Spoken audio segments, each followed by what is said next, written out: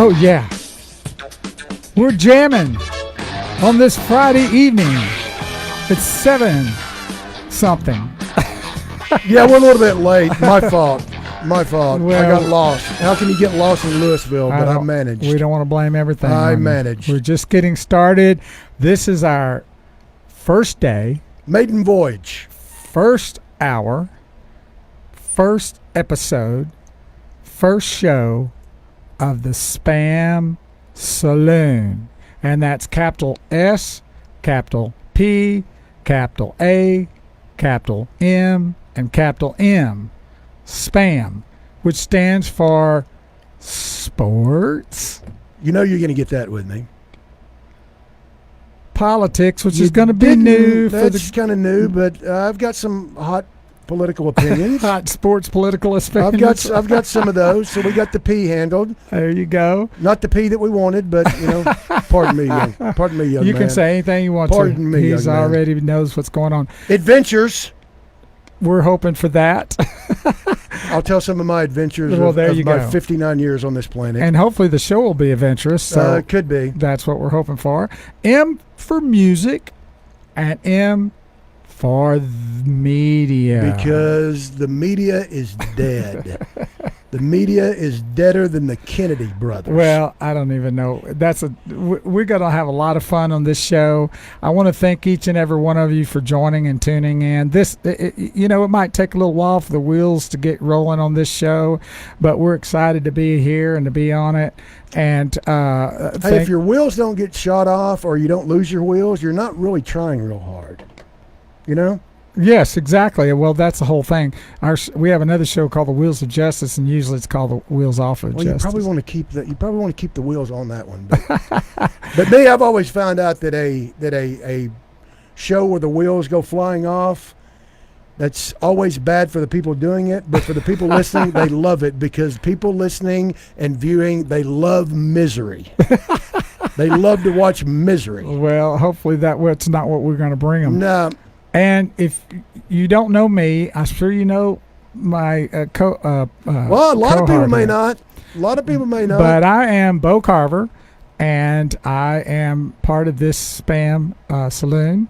And she can find it. I don't know what's the deal over there. I don't know where to go. Purple Haze. Are we going there, Graham Knoxmere, Bo Carver? Currently, we are at the Bo and Greggo show on Facebook. It's the not group. showing Okay, anything. now how's the sound? Are we on the right sound and everything? We are on the iPhone microphone, which is connected via the USB port here. To the sound system. Doing good. All that going right over my head. So we're good. We all should that be tech talk completely over my fine. head. Other than that, it'll take probably 5 minutes for people to find It'll take where a we're minute at. to But I figure don't it out. see it. It is currently at the Bo and Greggo show. It should be public. It should be easily accessible. Right, and I'm glad you brought that 2 up minutes. because we are on the Bo and Greggo show page on Facebook. So if you're on Facebook, then you search in the little search engine there, Bo and Greggo show, and it should pop up. The show should pop I up. don't see you. It says happening now is the only thing I see. Well, Would you like for me to support you? Yeah, why don't you morally go and back and then physically? do it It again? says happening now. It's Now, already. if you're like me, I'm the only person in America that's not on Facebook because I'm not. But then again, I'm probably the only guy in America that uses AOL. So and a flip phone. and a flip phone. What is AOL? You think I Oh, don't use a good. flip phone? Right there, my friends. That's my phone. Right there. Well, could you go If out we and can try get young again? Graham to get in there, there we go, right yeah, there. that's kind of depressing. That's my flip I, phone. I think I'm going to depressing. zoom back out. That really hurt my feelings. So, and Graham Knoxmere, Bo Carver, who is running the camera. I appreciate that, my dear son. And also It's a family affair. the family affair plus the man, Greggo Williams. So what do you think about all this? We've talked about this for quite a while. We're gonna have And fun with it. that's- I don't know that I miss doing radio because radio has changed so much since I've been off the air Correct. for 5 years, and I don't know that my act will go on terrestrial radio anymore because I'm a little politically incorrect for this Me Too, Yeah, you might be this banned. Me Too generation Wow. and political correctness that I don't know that I could do that, but I can damn sure do a podcast where there's no rules. Because if there's one thing that I hate, it's rules. Because rules were meant to be broken. And you did that quite a bit on 105.3. Oh, excuse me, 1310 The Ticket and 105.3 The Fan, both of them. Oh, and don't forget ESPN. And that too. I had a year and a half there. Let's not forget that I have been fired from all sports stations here in the Metroplex. I hit the trifecta. We're going to try to keep that from happening on this show. SPAMM. I'd like to make it, Saloon. at least, let me do 2 shows at least. Well, you're getting the first one under your belt, you're good. You want to blow me out after 2? That's okay, but please just let me do 2. Well, and also we're on YouTube. So if you go to youtube.com and then search Bo and Greggo Show, and that's B-O and A-N-D, Greggo, Greggo Show, Bo and Greggo Show. We're on YouTube there. So you can tell some friends and neighbors that are not like you, Greggo, that's not on Facebook. They're not Facebook junkies. Then they may be YouTubers, and then they can go to youtube.com and search Bo and Greggo Show. Normally I'd, be tweeting out to my Twitter followers, but I forgot.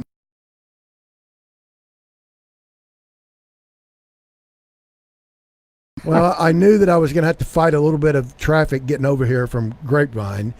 And, I'm 59. Cut me some slack. Sometimes I forget stuff. Well, boy, I'm fearful when you hit that 60 mark. So I'm kind of, I'm hoping I don't need to look up something. But see, you can't do that because you've got me on camera, and in radio, you could look stuff up and nobody knew Get it. away with it, right? Yeah, but here, they're like, well, he just Googled that. He didn't know that. Would you like to use this? But I don't think you can. No. Okay, I wouldn't. He's very adamant. I wouldn't know where to start with that.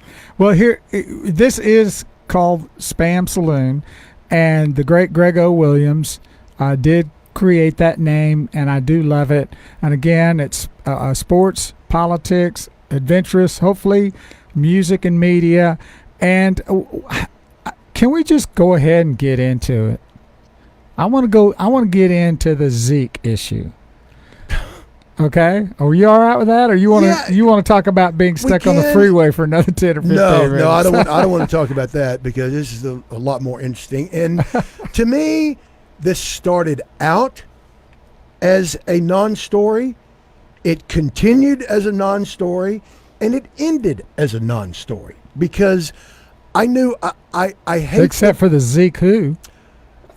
That was that be a was new interesting t-shirt for sale. curveball. It already is. I know. It already Sold is. out, yeah. So genius on Jerry Jones's part, but I hate the negotiating game because that's all it is, and it's a stupid game because both sides knew what they would play for and what they wouldn't play for. And what both sides knew what they'd pay right. and they didn't, and why you can't get that done in 5 minutes is beyond me. Now, we have seen this, the chapter 1 with Jerry Jones was with Emmitt Smith in 1993. Yeah. Now, he played a little bit of hardball back then, and I was certainly in the middle of that. I was still at WBAP at the time, and they were coming off that Super Bowl win over the Bills the first time. Correct. And they started out that year with a loss to the Redskins, then another loss to the Bills, and they found themselves 0-2.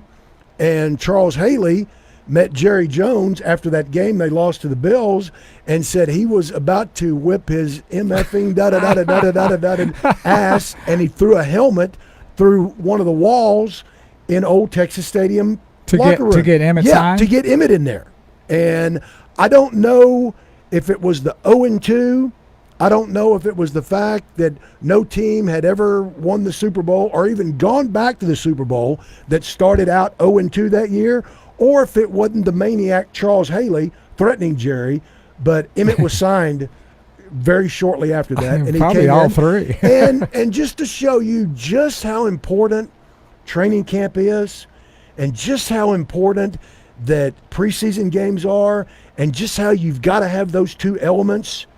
All Emmitt Smith did was win the NFC rushing title, the NFL MVP, and the Super Bowl MVP. So how important is So that was in 1993. I want to know why he didn't do better than that. You know, he had just about as good a year as you could have in '93, and I knew that was in the back of Jerry's mind. And this is one of those things, Bo, that I blame both sides, and I can see both sides' sake, because the way that the structure is and the way that the salary cap is set up, and this is something he wasn't facing with Emmett, is that running backs take it in the shorts.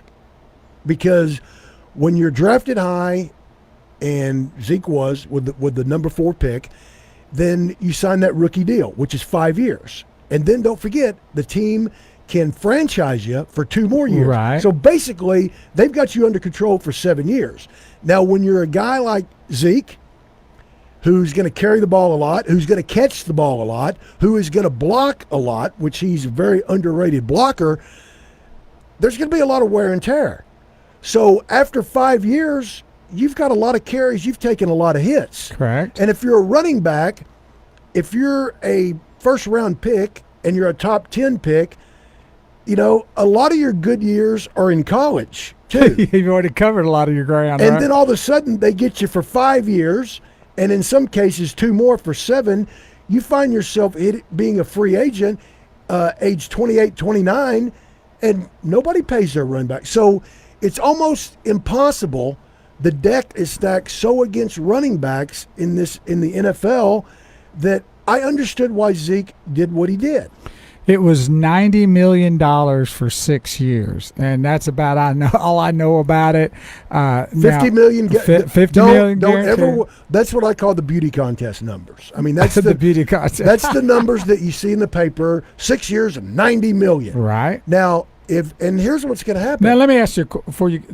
The $50 million. That's guaranteed. Okay, now is that guaranteed if he gets hurt this Sunday and breaks a leg or does something Yes. where he can't play anymore? He is going to. How about this? How about when he's out in a club some night and gets in trouble and gets smacked somebody around and gets thrown in jail? Then you're getting into the moral clause and all the. So you standard think that's contract. in there too? I'm sure there's language in there because of his he's had some issues with that. He has, and once again, I like AOL and not being on Facebook. I'm a guy that doesn't put a lot of stock into, because it's not like that he's beat a woman or got a DUI or anything. I mean, it's just stuff that he is a big rambunctious kid. But he's also in a big limelight now with being $90 million in 6 years. So people are going to be trying to pick at him or sue him. But that's anybody. I know, but you got to be in a position not to let that happen. But I'm sure that reluctantly his people had to give in on some sort of language in there, sort of that if he does this or he does that, then they're going to be saved. But when he signed his name, he's going to get $50 million. Does he get it right off the bat? No. Now there's going to be some signing bonus. He's going to get a lot of it up front. Okay. But his salary this year, his base salary is not a lot. So this doesn't kick in until next season? No, because this is an extension. See the way that right? It's an extension. The way that works, the way you can, is that you want the base salary. And I don't want to get into this because it's so stupid complicated. but people want to know me. But for 6 years, and you get the signing bonus, which is basically $50 million. You can stretch that out for 6 years, which means it only a sixth of it basically counts against the cap every year. So when you get guys in their early part of their big deal where they signed for a lot of money, like quarterbacks, a lot of guaranteed money, then their base salary, that's always lower. Okay. But you don't worry about that. It's not like baseball. Because the base salary is what really primarily counts against the cap. That's what counts against the hard cap. And so there's another cap based on the bonuses or the well, when you give bonuses? somebody a bonus, and maybe we'll get into this one of these days, and I'll explain. But it was Carmen policy and the 49ers that figured out if you sign somebody and you give them a signing bonus, that signing bonus can be stretched out over the length of the contract. Correct. And you divide it by how many years. And then you add that to the base salary, which is now part of the salary cap. Exactly. Okay. Exactly. It's not like baseball. Like when Bryce Harper right. signed that $330 million deal, he's getting $330 million. Right. That's guaranteed. Now, Zeke, he signed a 6-year, $90 million deal. Now, if he goes all 6 years, he's going to collect $90 million. But if he doesn't, you just, in the NFL, the word guaranteed and whatever number comes after guaranteed, that's what they're playing That's for. what it just. It's not like the NBA where contracts are Well, fully guaranteed. neither one of those sports have salary caps. Well, now the baseball has a luxury tax, Right. which none of the teams Care. worry about that, and the NBA does, Right. and nobody understands it. That one's And out of control. There's so many exceptions, bird exceptions. Might as well throw it and out the window. I don't understand it whatsoever. So I'm going to ask you this question now that we've covered all that. Do you think it was a good idea? Go ahead, Graham. Would you like to know his signing bonus?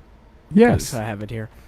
His signing bonus, if he goes his full term, or however you would say that, for 8 years, or 7, it would be $102.9 million total value. Yep. With his 2019 signing bonus being $7.5 million, Oh, and okay, his cool. 2020 option bonus being $13 million. Yep. Now, what He'll- does that option bonus mean? Well, that means that that this year his salary is going to be just a little bit under $1 million, Right. but he got $7 million.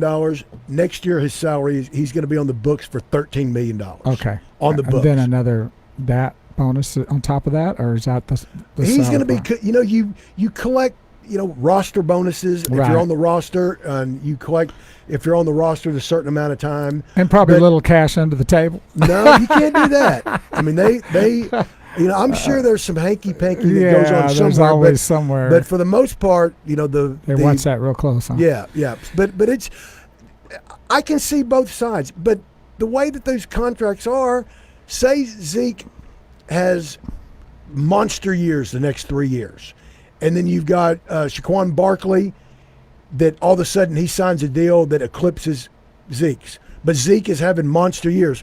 Zeke will hold out again. Yes, that's And then that's what sucks. and then say that Zeke completely goes in the tank, gets fat and happy with all that guaranteed money, and just has bad years, then the Cowboys can cut him. So what really does a contract mean? Well, I mean, if he outplays his contract, he'll hold out again.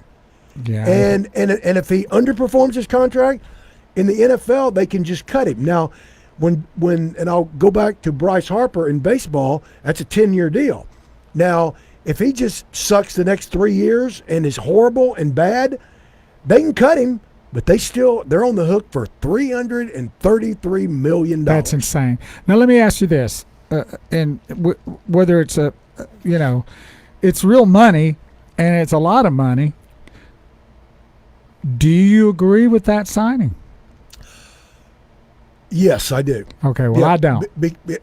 So we I'll- differ there right off the See- bat on our very first show at SPAMM Saloon, the Bo and Greggo Show. You can find us on Facebook at Bo and Greggo Show. So if you're on a Facebook person, go and search Bo and Greggo, and you can also like the page. And if you like the page, you'll get notifications. You'll know when we're up and running. We're going to be doing this show on Mondays and Fridays, and we started this Friday at 7 p.m. We're thinking we're going to try 7-ish. yeah, around in that area. Hell with if you don't we- like it that that's- we're 5 minutes late. yeah. The hell with you. That's right. We're 59 and I'm blah blah blah. So So Okay. before you get into whether you agree with the deal and why you don't, you never finished with the option and what exactly that entails, because for his base salary in 2019, that's only going to be $752,000, which is relatively low considering the rest of his deal. But you're right. But he Jerry wrote him a big check yesterday. I mean, a big bonus check. Yeah, that is a very And- large bonus of and- 7.5. So why are they afraid he's not going to play Sunday then? well, they're I going. just He's heard got, that no. today. He's going to play a little bit, but I don't think going he's to play a lot of I bits. believe he'll be. I don't They think he'll. said the contract wasn't. I don't. No, what? I don't understand no, why they're he's saying. playing. No, Now he's he may playing. not take the first Believe couple me. snaps, but I guarantee by the second time they have the ball, he'll be out there. Now, you were getting into this about that you don't agree with. See, I'm kind of an old dinosaur.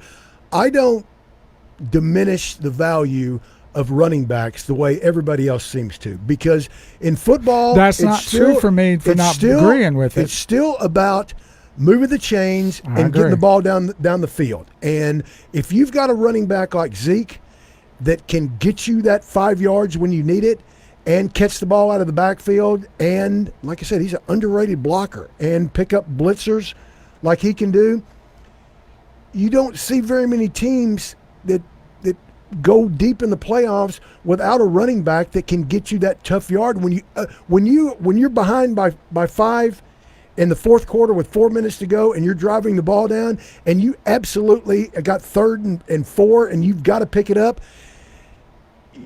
The Cowboys have the option of handing the ball off to their running back. A lot of other teams, they don't. And everybody in the stadium, everybody viewing, they're going to know that you're going to throw the ball. The Cowboys have the option of running it. I don't like this diminished role of the running backs anymore. Well, the thing that I don't like is the fact that it seems to be, well, at least in my head and maybe other people's heads, that you're putting a lot of eggs in one basket.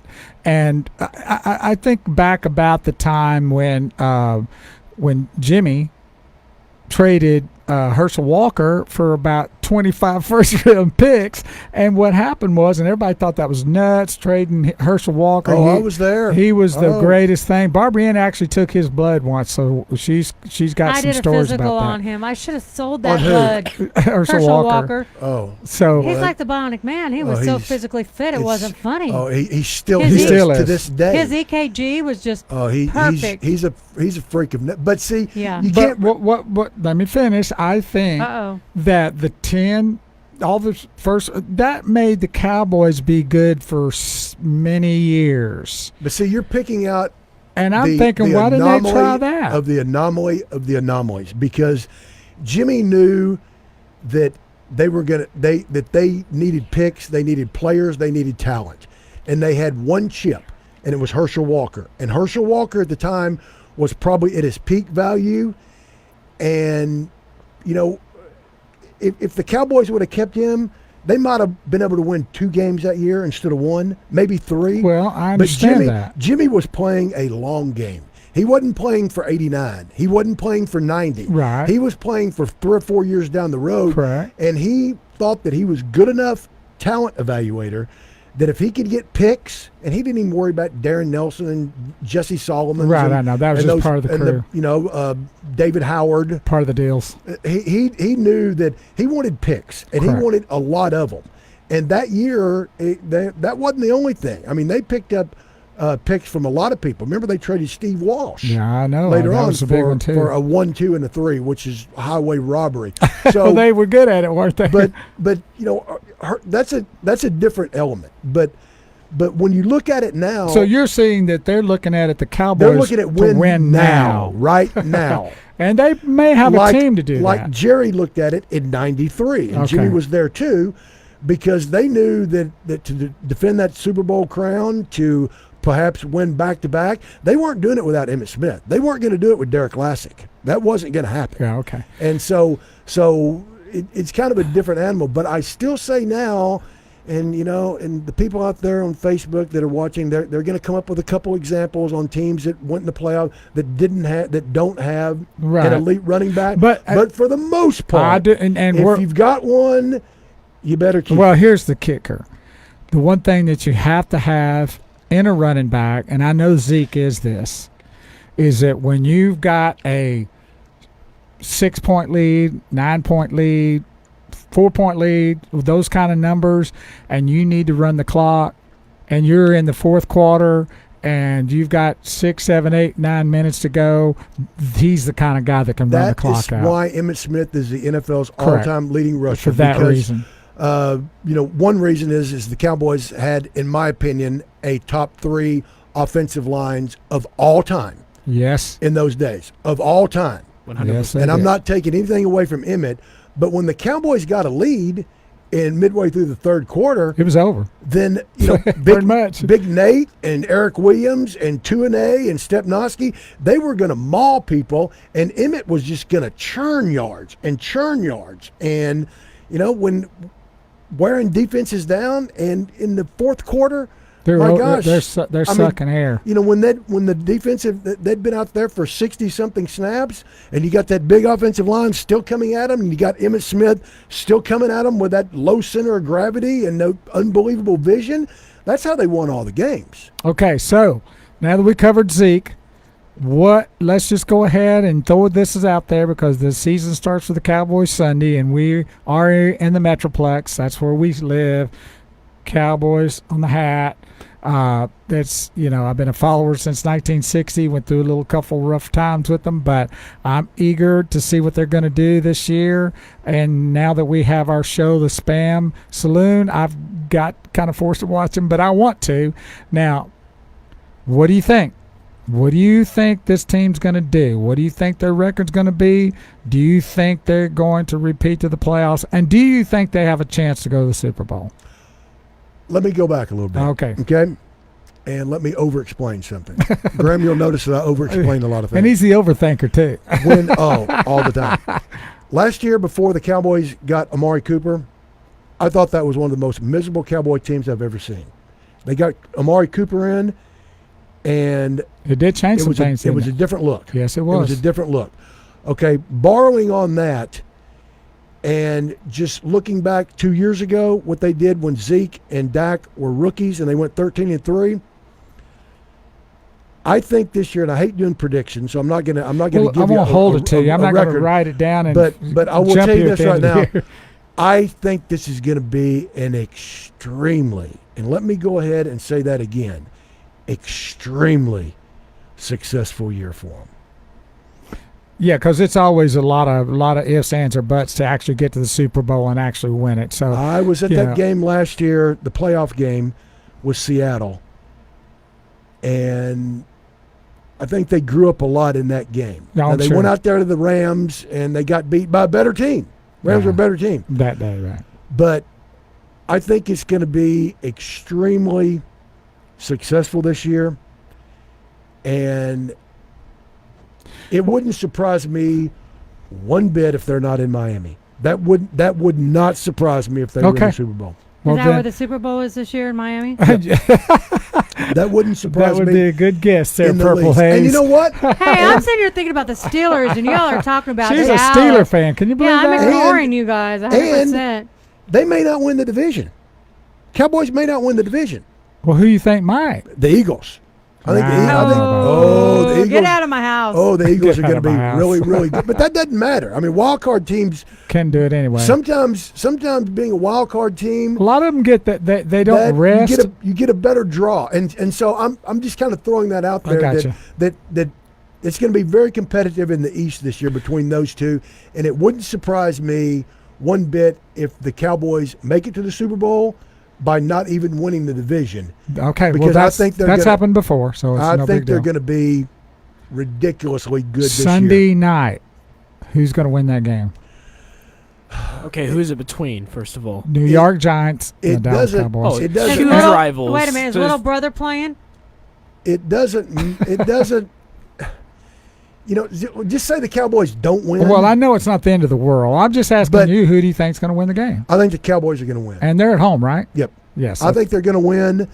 And, I don't like predicting records or scores. Yeah, I don't do all that. But if you look at most NFL games, they're all within 10 points anyway, no matter what, because everything is so competitively equal these days. Well, and you also got the divisional game with the Giants, and those teams. But the Giants are going to suck this year. Well, they're all. That doesn't matter. I mean, I remember the Cowboys sucked, they always suck. And the Redskins and those guys were great, and the Cowboys would beat them, and it would happen turn around where the Cowboys are great, and the Redskins are terrible. Because there's a very, very, very fine line in how equal these teams are. And so when they face each other, it could be just a matter of circumstance. That's why in week, 14 that you still have half the chances league of everybody still making it. That's still have a chance to qualify for the playoffs.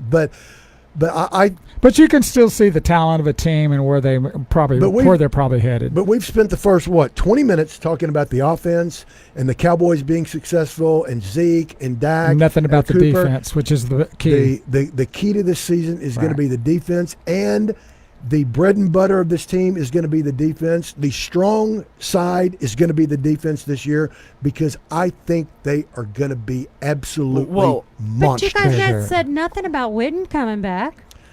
Well, that's a given. He's going to show up good. That's going to help them Dude, like you wouldn't I believe. was so surprised he came Now, back. I but do I'm Jason think- glad. Witten's coming back. Yeah, I do he think did. the Cowboys are gonna. I think they're gonna suffer a little bit by Beasley leaving. I do too. That I sucks. hated to And see I love that Beasley. happen. Cole left. Okay, that's new. I think that's gonna hurt them a little bit because I know they got Randall Cobb if he can stay healthy, but Beasley's a guy that was so good on third downs. He now was. once you get a hand on him, he's so little you could bring him. Yeah, that but he would guy- always get those first downs, and that's Yes. what you were looking for Yep, anyway when yep. you throw to him. But I'm telling you, when they signed Ingram this year to go along with Tank Lawrence, my gosh, I mean that they're going to have. I mean that's bookend defensive ends. yeah, well, it'd That's be about as good as you get in the NFL. Now that Clowney's gone from the Right. J.J. Watt. well. It's been a long time since we've had that kind of stuff around here in Dallas, so it's going to be nice to see. And it wouldn't surprise me one bit if Jalen Smith wasn't the NFC Defensive Player And of the what Year. a miracle that guy Yep. is! It was total miracle. I mean, just that injury that he suffered in the when he suffered that in the his play. I guess it was a bowl game. Oh, it's a this bowl game season, at Notre Dame. Yeah, and he had to have that microsurgery and that few. Oh, it was awful, and they claim it takes 2 years before you can even be just a millimeter from what you were. But I think he's fully recovered, and to go along with God. Okay, I just had my first. Okay, what is the other linebacker from Boise State? Van Esch. Yes. Yeah.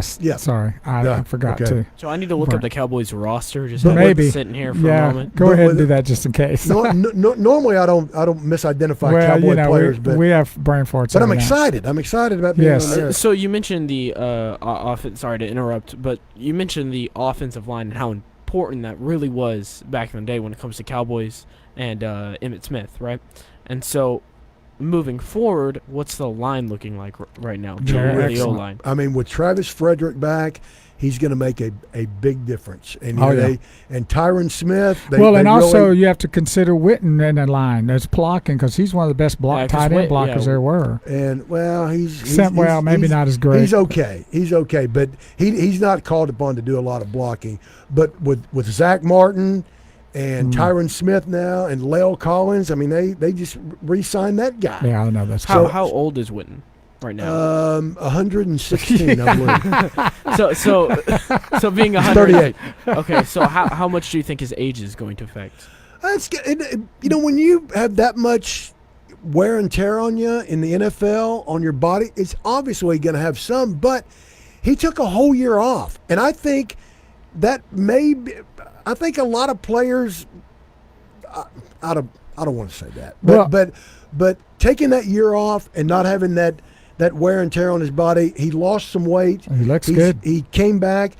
I think that taking a year off is going to help him. Well, and also the Now, does fact that mean he's going to play another 4 or 5 years? I don't think that, but I don't think you're going to see much of a drop off from 2 years ago when he played to this year. But I do think that's one of the things they did miss is that Witten type catching those passes at 6, 7, 8, 9, 10, 12 He was yards. he was very and he's consistent back. on the and that I was talking about Beasley gone. Right. Witten's going to take up a little bit of Yes. that slot because they didn't have a tight end they could go to and last year. And so he probably won't play quite as much as he did back when he was younger or a few years ago, but he will definitely be in those situations when they need 6, 8, 9, 10 think yards. I think he's going to take the majority of the snaps. I think he is. I gonna have no play problems a with lot. that. I have one of those jerseys. But you're not going to, we're talking about great running backs. You don't see very many playoff teams go far in the playoffs without one. You got to have somebody to move those chains as a tight end, and He's one of the best at it. Cowboys have won 5 Super Bowls, and every one of them they had a Top-ended, man. tight end. And he's a Hall of Famer, so he's definitely knows how to do it. So one other question about the NFL before we move on. What is your take on Antonio Brown? He's an idiot. He's an absolute idiot. I mean, he is the epitome of What is up with this guy? The entitled athlete, the diva. He's just Because you know what? When he first came in the league, my son brought his name to me and said, "Man, you got to check out this Antonio Brown. He's fantastic." well. I mean, He seemed to be pretty good. he was a guy that was the benefit of getting into the NFL, and that's when he did all of his improvement as a player, because he Right. didn't do it at Central Michigan. I mean, Right. he did all of it when he got to the NFL. He went to the perfect team with the perfect coaching staff, and he was coachable, and he got better. And then it all went to his head. Now he's not either. Nothing of that is he? He is off the charts talented. Now, do you but- think that they should just keep him suspended? Because now Well, he's they're not- requesting to be traded. No, he I just set his butt on the bench and let him sit there. Thursday, yesterday, he was going to be suspended and wasn't going to play. Today, they welcomed him back with open arms. He went and apologized. Okay. And the I didn't and know the- that. That's and good news. The Raiders said, "Okay, all right, now he's playing." I mean, Well, see, he is. In other words, no discipline whatsoever. He totally undermined Everybody. his GM, his teammates, everybody else, and he got away with it. And if you think this is the last No. Antonio Brown incident, you've got another. I mean, he's a guy. It all that- started about his helmet. Well, he showed up for camp in a hot air balloon. You know, he wanted the money. Oh, that's he's great. constantly he's constantly bitched about money Right. and his contract and his number of catches and targets since after his rookie year. And it's not going to stop. You are what you are. And he is a guy and he thinks he's bigger than the game. He thinks he's bigger than Well, a lot of them team. do. And a lot of he people takes thought it to a Zeke new- thought that same He takes thing. it to a new level, and there will be something else. Yeah. And why wouldn't it? I mean, and we've seen that out of even some of the Cowboy players over the year the same way, you know. Sure. When they get that crazy, that lunatic Well, kind of attitude. it's not being crazy. Everyone for his entire, the latter part of his career currently, he's been told he's the best. I mean, he's been told that he is But they all, amazing. every They all player tell in the that. NFL, when they were in high school, was their best player on their team. That's true. And when they went to college, they were among probably the top, in the top 10 of best player on that team. And so when you get to the NFL and you look around and like, my God, this guy's as good as I am. And so's he. And so's he. And that guy they just cut, he's as good as I am. And sometimes it's tough for some players to take. And some people rise above it, like Antonio Brown did. He rose above that after his rookie year, came in, had to fight for a place on the squad, did it, and then flourished. And instead of just Staying with the program like then that. he decided to be a jackass. Yeah, he's been great at it too. I think the numbers just got to his head way too much. Well, that just happens to a overall. lot of Well, them. and it got to him when he looked around and he would open up the paper and see that his numbers and his stats were as good as Julio Jones and all the other Right. great. And he saw what money they were making, and he wasn't, and he couldn't handle it. Typical He thing. just couldn't handle it. And But he was. I don't know how the Steelers are doing nowadays. I don't keep track of that much. But he was on a very, very good, Yeah, the team sturdy was good, too. yeah. I mean, he had a running back who could move the ball down the field. He had a coach who Great knows how to coach. play, Yes. and he had a quarterback that would stand in the pocket Yep. and wait till the last second for a Roethlisberger is quarterback for the wide receiver to get open and take the shot from the two linemen. And Yeah, he no, they benefited did really from that. have a perfect trifecta there with Now with is Brown he and now is he gonna get that with Derek Carr? I don't know. John. Well, first of all, he's got to play. Well, he's going to play Monday night. Okay, well, we'll see. Hopefully, but I put it I- this way, Bo.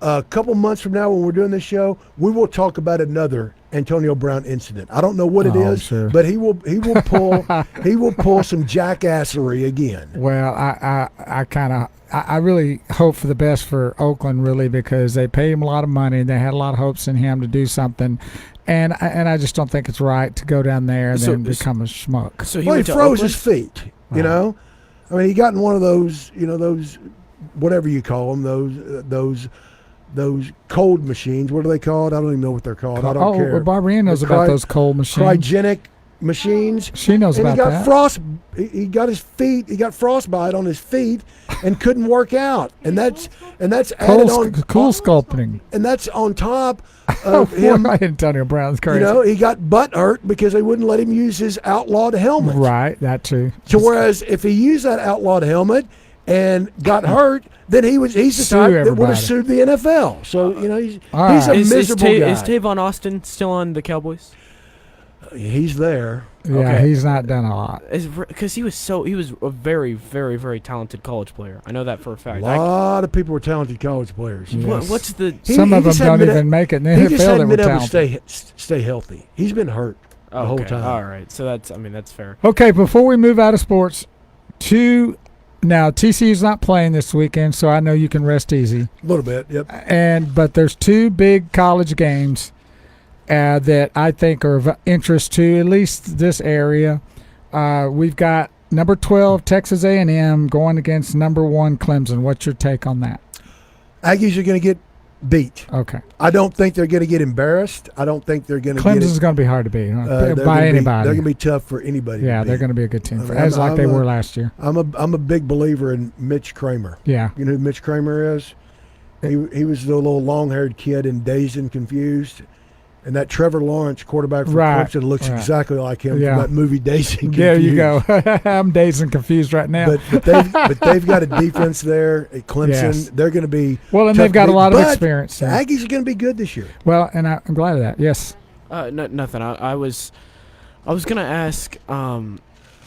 When it comes to college football, the transition to the pro leagues, what does that change exactly? What is the speed. changes? The speed of the game and the size and The knowledge and the talent all the way around. I mean, and it's just just a different. everybody.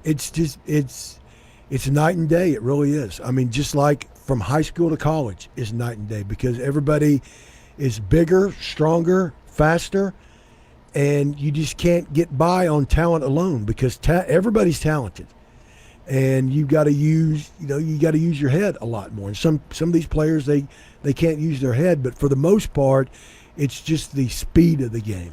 So when kind of power running backs, right, that just are used to trucking over people, how do they fare once they get to NFL and they can't just Well, they run can over still- if they everyone? really But now they don't do well because they're not developed to do that. I mean, you've got all these spread offenses in college that, where a running back, if he gets 15 carries a game, that's huge. Yeah, the Earl Campbells are not really kind of around much anymore. the Herschel Walkers Right. that are power backs that run over people. You just don't. They're still out there. I mean, there's still talented running backs that can do that, but but it's mostly it's just- around it's- speed with a little ability it's to a be able different. to do Yeah, that. I mean, Earl Campbell could. There's no doubt he could still play if I he know. could still play in NFL right now. So could Herschel Walker, but they wouldn't be used in the same way. So we don't know how they'd fare. Okay, back to the college game. Okay, one other one that's huge, especially here in Texas, a lot of you Longhorn fans. LSU travels to Texas. Number 6 LSU against number 9 Texas. What's your take? Texas is going to win that game, and it pains me to say. It pains me to hear. It pains me to say Texas is going to be really I good. am 45% Cajun French, and I'm and- going for the LSU Tigers. Go Tigers. And when I say good, really good, I mean they're going to be painfully really good. you They're afraid gonna of be them? Yes, I'm not afraid of them. I'm horrified of them.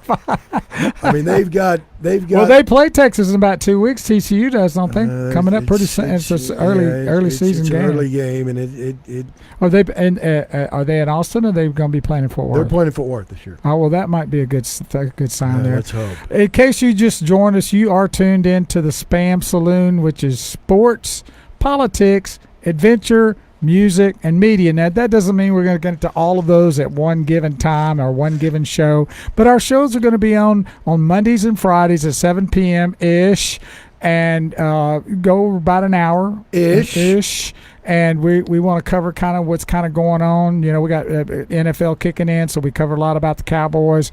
And I'm sure Monday we'll talk about the game and some of the college games that happen over the weekend. But on Mondays and Fridays at 7 p.m., tune in. Tell some friends and neighbors about us. We're also on YouTube. So if you got some friends that are not on Facebook that they want to see the Bo and Greggo show, Greggo Williams, the longtime hardline extraordinaire. I don't know about that, but well, I do. I'll just say it. You just accept it and don't say no. I'll give you this. My father is a humongous fan of yours. Oh, I mean, there's a level of respect that he only shows to very, very certain people. Well, hopefully he'll grow out of that. And he's. I am getting old. Hopefully he'll grow out of that. But yes, I consider this an honor. I mean, I'm telling you. Well, the honor's mine. If there was such a thing as a real bucket list, that you could say a bucket list, and that actually could come into place, other than you just going to do something in a bucket list, this would be it right here. You need to shoot higher, Bo. You need to shoot higher. Well, maybe. Wait a minute. OMG. Can I please say, when we had him on, when we were on another radio station, 620, you had a picture of him sitting next to me, and you were drooling over that friggin' picture. So that was the honor right there. We had a TCU hat over the microphone, and it was so funny. It was greatness. But anyway, what a joy. I'm so thrilled about this show. I'm not only thrilled because of you. I really respect your knowledge about things and your delivery. And we've had those kind of conversations, but I'm excited about the type of show we have, because I'm not near as knowledgeable as you are, and I don't claim to be, and I don't expect to be. I want to be the guy that we get to rolling with these conversations, and I want to be like what the audience may be thinking. I want to throw at you what maybe somebody's thinking about or whatever, because you're the guy that has a lot of the knowledge about that.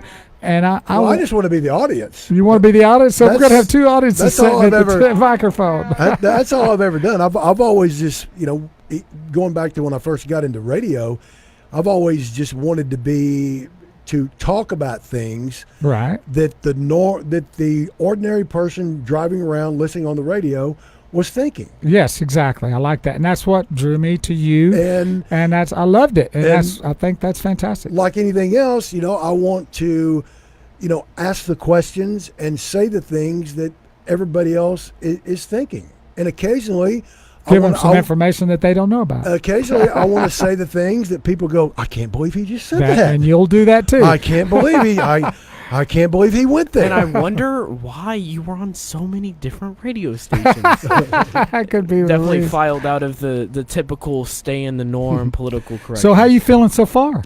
Good. Are you liking it? Yeah. You feel good about it? You think this is going to be a long? It's going to be good. Long term thing for you? It's going to be good. I mean, are you going to fire me and bring Richie back? No. I'm not. I can never be in management. I can never fire anybody. Oh, okay, well, good. I'm in good shape then, everybody. Hey, and you can find us on again back to Facebook.com /Bo and Greggo. So you can go to Facebook.com /Bo and Greggo, or you can, if you're on Facebook, just search Bo and Greggo Show, and there will be. And we're live right now. These shows are going to be archived, so you can go back and listen at any time. And we'll be sharing them on our personal pages and getting it out there, and probably share it on Twitter and everywhere else that we can share it, so people can see what happened on the show. And if you want to follow me on Twitter, at TCU White Trash. TCU White Trash Twitter page. At TCU White Trash. Just say, hey, I heard you on the Bo Show. Bo Show. And, follow me, and I will. Believe me, I will. Okay, well, there you go. You can DM me or ask questions or, criticize me. Either way, we'll have fun. Well, I hope you'll share the show on your Twitter page. I'm gonna. Okay. I'll get it to you. If I had my iPad, I would. But all right, we'll excuse you this time. Left Tarrant County. I want our bonus money back. Yeah. Until you get your iPad. But anyway, you can also, again, on YouTube at youtube.com /Bo and Greggo Show. And we're here every Monday and Friday at 7 p.m. Now, we're going to get into a little politics. Is that okay before we leave the show today? Why not? We got a few Why minutes. not? We've been on for a pretty good while already. But can we do maybe another 10 minutes or so Let's do it. of Yes. politics Let's before hope so. we leave out this session? See, that's what I'm most excited about this show, is venturing off the sports page a little bit. I know. Because I've always, and when I was at the ticket, we pretty much, rewrote the way sports was Correct. done, because Of course. we would always leap off the sports page and talk about, music, girls, movies, or Girls. what happened to somebody And girls. at the at the grocery store. Yeah, girls and right. girls and girls. And so And we'll do that here too. but we never really tackled politics much, and I'm a guy that and I'll be honest with you, the political process and politics to me always interested me more than sports did. It's just that I wasn't able to follow it as closely as I wanted to, because my job was sports, and I had I had to dig your head into that all the time. It took all I could to keep up with the sports world, But now, in the past 5 years, I have really, jumped off that political cliff. Well, there's a lot to really jump off the cliff into. It's And it's usually a very swampy out there. I was going to say, usually it's going to be jumping into a cesspool.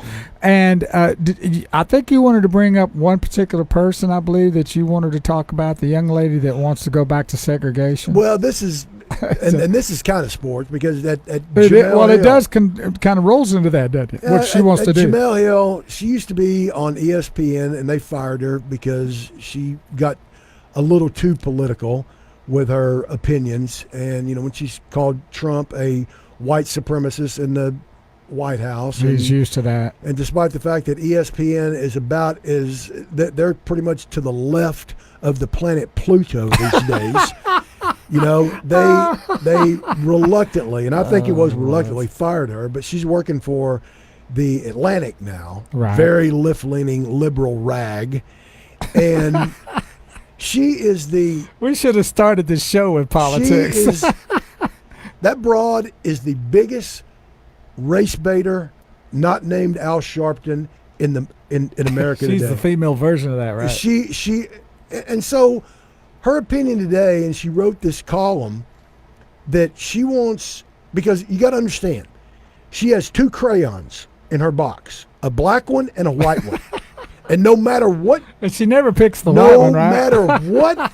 until she wants to rip it, Right. no matter what the story is, she's going to make it a black and white issue, no matter what. And so today, she writes this column that she thinks that all black players should get away from white colleges. Okay, first of all, what's a white college?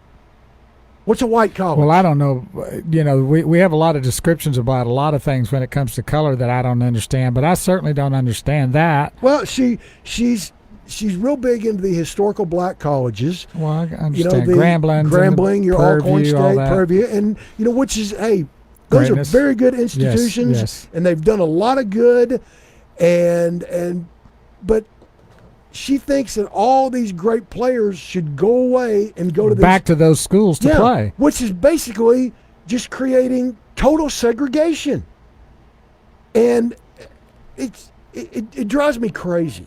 It just drives. I mean, she wants to, instead of Jim Crow laws, she wants the Hill Crow laws, and it's just, she is the biggest racist in America. Yeah, and but the problem is that nobody's going to look at her that way because of her color. Well, and let's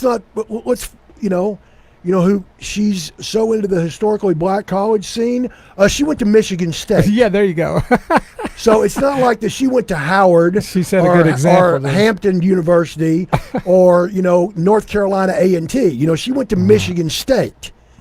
So she didn't really practice what she preached. Well, those are the kind of things that happen on a daily basis around, our country, and that's not going to stop it, especially the fact Just that totally. what's coming up in 2020 is going to be a zoo. It's already a zoo. And what would happen if somebody came out, some writer with the opinion, and said, you know what, I think all the good white players should go to these colleges. All the white colleges, right? Whatever that is, right? She would be, on her soapbox crying to holy high hell Beating heaven. that person up to no end. Yeah. Right? But, since it only goes one way and her black and white crayons that she carries around, Well, it's just... Is the Atlantic, is that a paper? Yeah, it's a very liberal it's a media outlet, magazine, So I looked it up. Not even Urban Dictionary, which is known for having the most ridiculous terms defined. There's just white colleges don't exist. It's not a definition. It's just a what college. she's talking about, what she wants to do is have all your high recruits go to these historically black colleges, right. Your Gramblings and your Prairie View and your Southerns, and that's just not going to happen. You might have a few, but for the most part, it's just not going to happen because I'm telling you, those black universities, they can't pay like the big ones do. Well, because believe me, those Facebook recruits, is agreeing with you 100%. See, what I would do is honestly, I'd encourage, if you do feel segregated as a black person, make it your goal to go to one of the white colleges because now you get paid more, and not only that, you. But what is a white college? That's the whole point. Well, I mean, that's This assuming that they're in. Are you allowed to say white college? Isn't that racist? I'll tell you what a white college is. It's Alabama. It's Clemson. Yeah. It's Notre Dame. It's any college that isn't one of the historically black colleges. But doesn't that become racist if she starts saying that? It's total racist. So she's allowed to say it, but we aren't. And see, now they will label you, Barbara Ann, as a racist for even saying that. They can call me a racist all they want. I'm a female. What? Call me a racist all you want because that word has totally lost its meaning. It has. I don't care that. Yeah. And people that call you a racist, they can't even define what a racist is. Because I follow Trump, I'm a racist. Hello. Basically, if you're white now you're and you racist. do anything that any person of color disagrees with, you're racist. It doesn't matter. But it doesn't have to be color. I mean, I'm white, and I like Whataburger. Oh, you do? Well, that's racist. Or Chick-fil-A. Chick-fil-A is the bigger one. Well, no, that you're really racist if you go there. Yeah. You're also that's getting to and Islamophobe. You've got the LGBT, A, B, C, D, E, F, G people out there that will call us racist when they're just as saying the same thing we are. Here's vice the versa. thing, and this is something that I've learned since I've really been following politics in the past 5 or 6 years. Whatever somebody calls you and crows about you, they are guilty of. So when somebody calls you a racist, they are racist. So they're being bigots. And that Jamel Hill is the biggest racist. I mean, she is Louis Farrakhan in heels. Yeah. That's all that broad is. I didn't know Louis Farrakhan didn't wear heels. Well, I don't know that. Well, I know Brett Mattson. He says he loves the hammer. So you want to explain the hammer to us? Well, anybody that's ever heard Greggo over the years, the hammer, and we have the hammer right behind. We put the hammer on the I love my little ladder. background back here. There it is. Yeah, we'll work on it more. We'll work on it more. That looks pretty good to me. Right? I've never had a background. Well, now you have a So background. in all my 30 years in media, I've never had a background. I couldn't do a husky thing, so next week we're going to figure out how to put the dog in there. Let's just go ahead and leave it like this. I kind of like that. Well, good. You got the motorcycle Facebook up there. is loving you. They love what you're saying. They're agreeing with you, and they're glad you're here. Well, I don't want to. I want the people that disagree with me. Oh, that's but they're my ugly. favorite. I'm sorry. I've seen some of these comments where they're disagreeing, and they've been really ugly, and I'm going to get violent towards that because I don't like it. See, Barbara Ann, you got to learn. I know. That's why I went to anger management. Learn something about media. I laugh at those idiots. Someone who's been in the game, obviously, you said 30 plus years. Mm-hmm. When you've been in that long, you learn that when someone is attacking you, if you just chill out and listen and respond with honesty but in a calm fashion, they're going to make themselves look stupid before you can really ever actually respond to Did them. I raise my son right? You did. He's 15 years old. That's pretty good. Well, we got quite a good following today, and everyone is glad on the show. We even got Pittsburgh following and agreeing with you, even though we're talking about the Cowboys. They agree with the politic part. Well, it's a great day for me. It's a great day, hopefully, for Greggo Williams to be back on a talk show and delivering his spirit and his soul and his thought and his mind.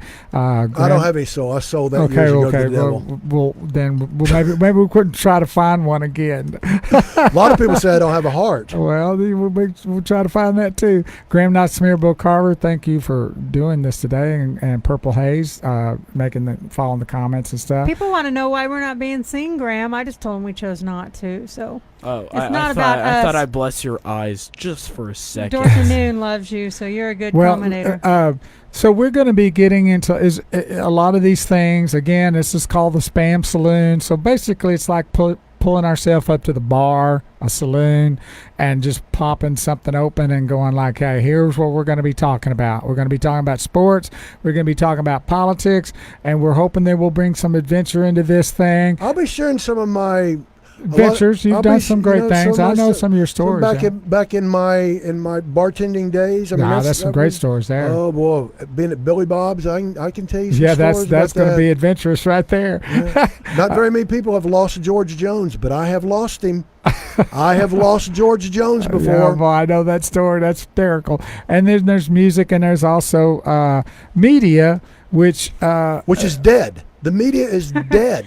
Well, it's all the CNN, the there's Clinton no News Network anymore. It's well, not, the it's media all fake. is no not such news things. anymore. It's not. It's all fake. There's no such thing as reporters anymore because reporters are activists in disguise. Now, you do have some good ones out there. You do have some good. I may make a list of good. Well, you probably take you about 30 seconds. I mean, there's still some good reporters out there, but for the most part. But usually they get fired. Usually they get, because of their positive or their proactive aspects. Used to in the media and journalists, you didn't know what side of the aisle they were from. Right. And now it's very apparent. Oh, there's no doubt. I mean, you look at that idiot Jim Acosta on CNN, you know that he's a lefty idiot. Oh. You look at Sean Hannity on Fox News.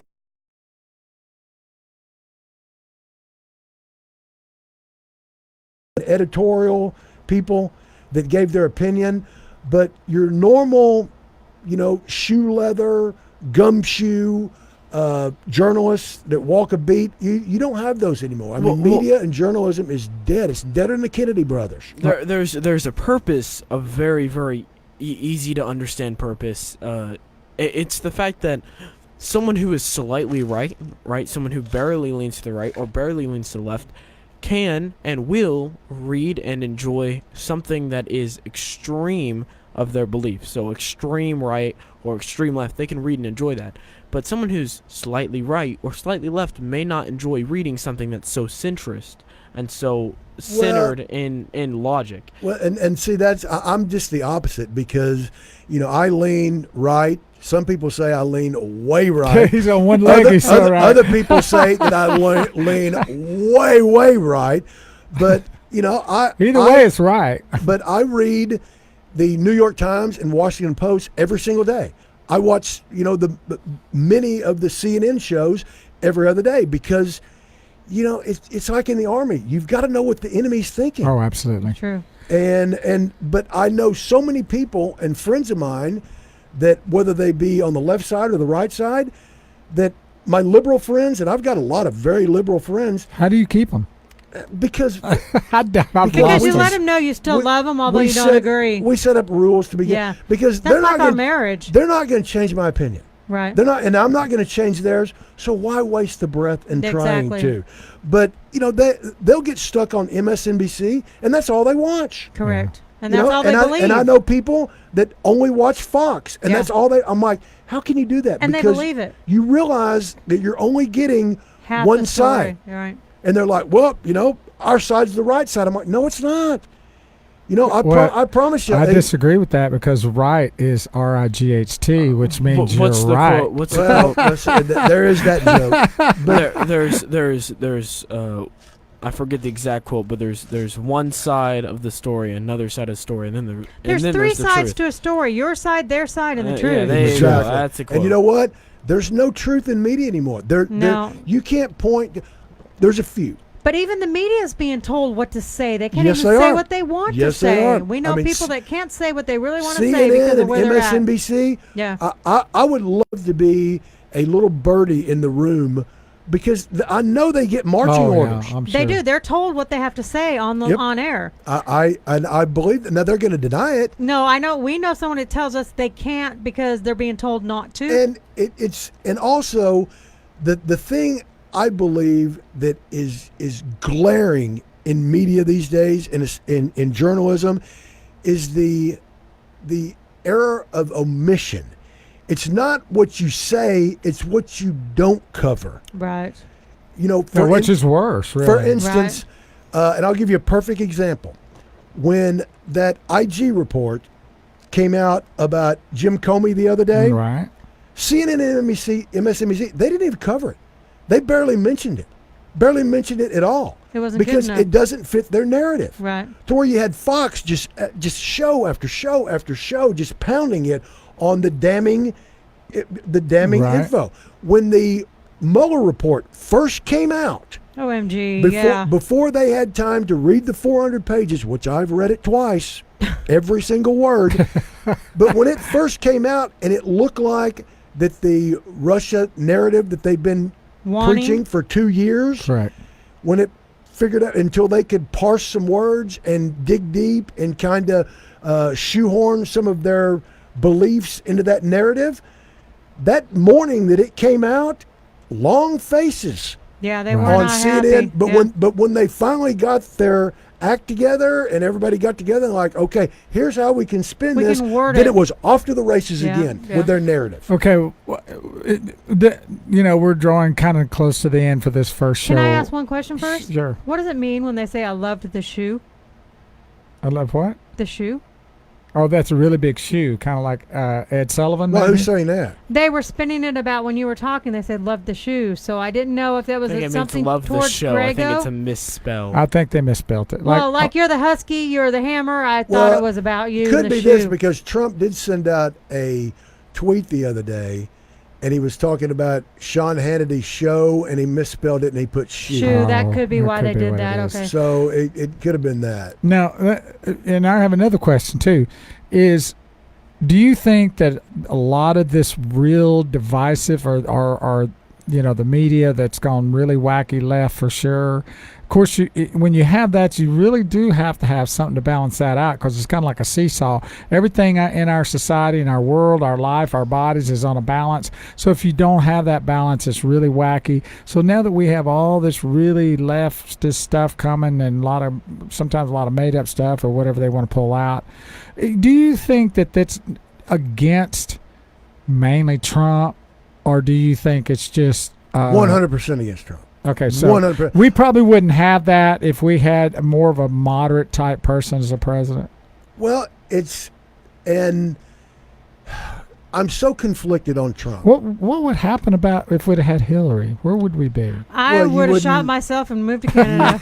You would still have over-regulations, government-wise. Racism would be worse. You would still be in that ridiculous Paris Healthcare, correct? climate, and you would see all kinds of liberal and left-leaning programs being shoved down our throat. You would see identity politics just pushed to the So, forefront. but what would happen in the media category with that? That's what I was getting at, man. It would have all the been same thing that they positive. did with Obama. I mean, Obama for 8 years, the media they Never told you the they truth. never laid a glove on Right. Obama. No, they I mean, lied. Yeah. they were in his.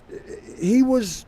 They In the were back showing his pocket. back pocket, and so you would. So you that's have what that. that's what would happen there. Actually, I would want to disagree with that. You said you like people who disagree, so I'm gonna have to disagree. Not with Obama. They wrote him. I mean, they really just never cared to touch He him. was the president that cost us the most out Yes, of all the that's presidents in true. the United States. Well, you can never judge a president 1, 2, 3, 5 years out of office. History judges presidents, and history will not judge Obama very favorably. I don't They're think oh, gonna- no, it's they're already gonna- judging him They're badly good. Well, now. but you really can't. It's you got It'll to take a see little time. what plays out. It's gonna get and I worse. think he's going to be judged very harshly because I don't think Obama loves this country. But the sad part is, I think he views this country that was founded on racist problems, that it was founded on the shoulders of slavery, which is true.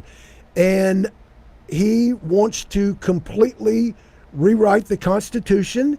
He wanted to completely legislate through the courts. Yeah. And you're seeing the end result of all that. Yeah. But now I'm looking back to Bush, and I'm really kind of disappointed in the president he was, because I'm seeing, He like you said, accumulated 42.7% of the U.S. debt. George W. Bush. yeah, I know, that's what I'm saying. And now we're seeing, like you said, it's going to take 8 to 10 years. Now I'm looking at Bush, going, "Wow, I'm very disappointed." Yeah, no, he actually, Obama wasn't the most.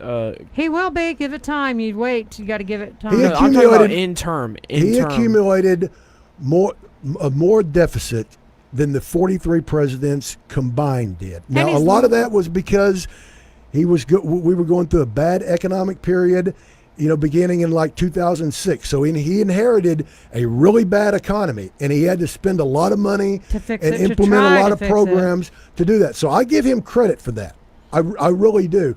But George W. Bush, he got us in one of the most unpopular, unwinnable wars that we've ever been in. I mean, what he did in Iraq was worse than what we did in Vietnam. Right. And history is going to judge him very harshly on that, because You're starting to see it now. because we went to war on two different fronts in Afghanistan, just because after 9/11 we had to bomb somebody. Right. Yeah. By Make golly, a point. by God, we're going to bomb somebody. So let's just go bomb this primitive, poor people, tribal system of Afghanistan. Just to look good, yeah. And then let's go get those, weapons of mass destruction that we know who Saddam Hussein had. And both of them were just colossal failures. And we're still there. After 18 years, we're Trying to still clean up in the Afghanistan. mess, yeah. And it's an unwinnable war. It is. There's nobody to fight. It's But not. yet, we're It's there. not like the Allies and the Axis powers. Where you had two different people wearing two different kind of uniforms fighting No, you're against each other. you're kind of fighting the whole culture and the whole system of Afghanistan. You're not really Well, fighting. You're fighting a mindset, and you're talking about poor people that live in a culture that is still in the of 600 years ago, And we should be out by now. and they're very tribal. You can't set up a government because you have the cities in Afghanistan, and then you have these tribes that live in the countryside, and they govern themselves. And it's you Yeah, no, it's an extremely autonomous region, and fighting the country of Afghanistan is only fighting a small percentage of what makes the Afghani people. So you can't really win something along those lines. You have I to. don't know why it's so hard for people to understand that in 1980, when the Soviet Union invaded Afghanistan, they were arguably the biggest military power on earth, and that includes the United States. But they Arguably. left, beat down the pulp. And they couldn't win the war. Right. Yeah. When we started a war in Vietnam and we ramped it up and ramped it up and ramped it up, and then we left in disgrace, we didn't learn Anything. We About didn't learn that. anything from that. Right. We didn't learn it. I mean, very few countries are invaded and they lose. You want an example? There was once a country that decided, by golly, we're free. We're not going to put up with your crap anymore. Yeah. And we won, and they won that war. You know who it was? It was us. United States. Yeah. And at the time, the British Empire, they were the biggest military power in the entire world. And they couldn't beat a bunch of colonists shooting flint BB guns. muskets Right. that barely fired. Right. Yeah, Crazy. and I think we didn't. I just don't think anyone in the government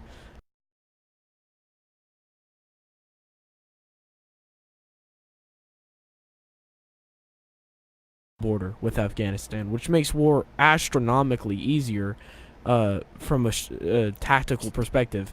And we are halfway around the earth. Well, when we started giving those Afghan tribes Stinger shoulder-fired missiles, and they started shooting those Russian, or Yeah. at the time Soviet helicopters out of the air, it was game over for them Yeah. because that's all they had. yeah. And so you can say that the United States, that we kind of Helped. helped, but then we didn't learn anything. Then what Yeah. did we do? Where we We are started- now. We started Look at us. empowering Yeah. the Taliban. Right. And then they Exactly. turned out to be a terrorist organization. And now there's even talks now about walking away from that and taking sides with the Taliban again. Wake up, people. Wow. Man, Well, just Crazy. now that I hate to say this, and all my friends on both sides tell me I'm crazy, but let's just get the hell out of the Middle Yeah, East we and don't- let there's those no people live their need. lives and protect our shores And Well, let that- us our move on. borders. that's we need to what- work on our borders. That's- I if get they wanna, that. and if they want to get over there and blow people up and kill people and live medieval, let them do That's it. their choice, That's not ours. where I become a libertarian, is the fact that of that in the military aspect. I think we should take care of ourselves and make sure. I that think we it's do a more lot of things. common sense. I mean, just being in the Middle East as a whole is a Well, horrible decision. One of the reasons that we're so invested in the Middle East was because we needed that oil. but we Yes. don't And anymore. That's we true. don't need And that now we oil have We're the anymore. number one oils. producer now. Yeah, we don't need that oil. You're talking about what would happen to Hillary. We wouldn't be doing that because That's true. fracking would be over, Amen. It's and true. there would still be regulations on drilling.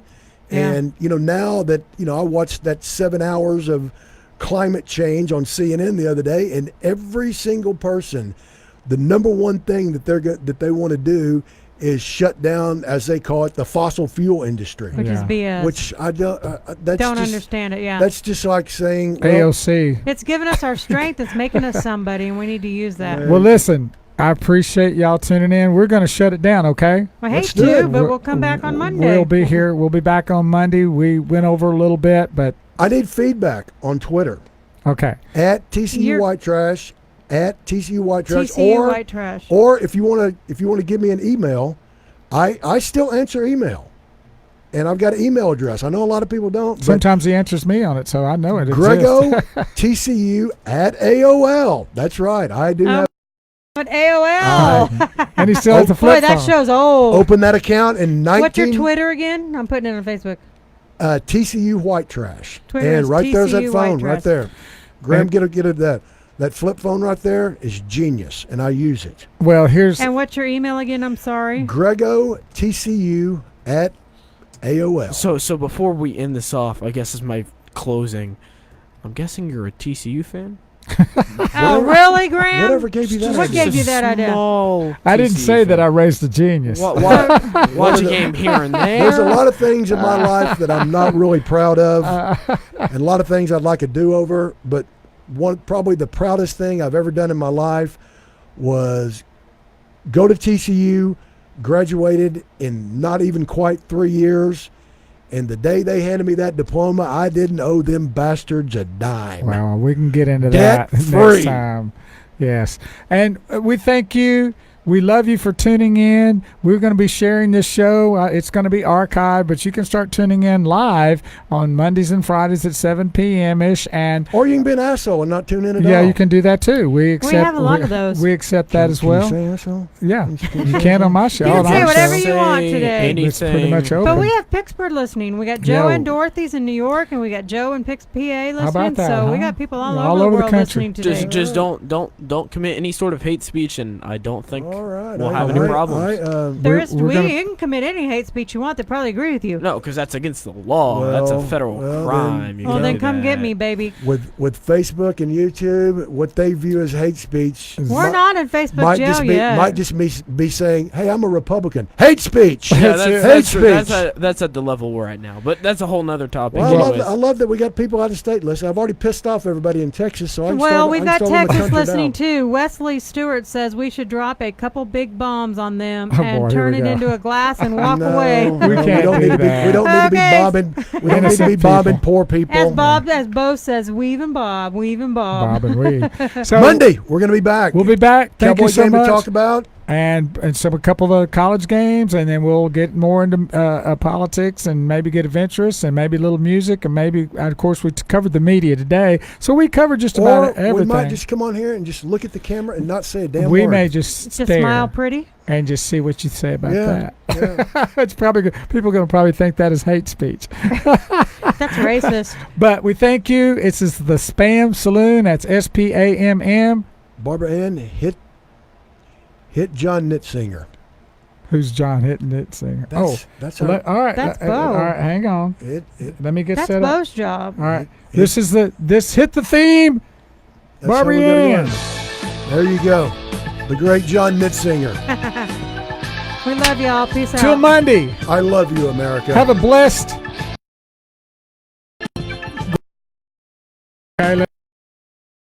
Blessed weekend, boys. And we love you until Monday. Share the show. That's all you got to do. And you can still make comments, even if you go back and watch it Wednesday, Thursday, or Friday of next week. You can get on there while you're watching it and still make comments. Feedback. Feedback. At TCU White Trash on Twitter. GreggoTCU@AOL.com. I'm out. And if you want to email me, you can do that at BoCarver@hotmail.com. That's BoCarver@hotmail.com. We'll see you Monday, and you will be seeing us Monday at 7 p.m.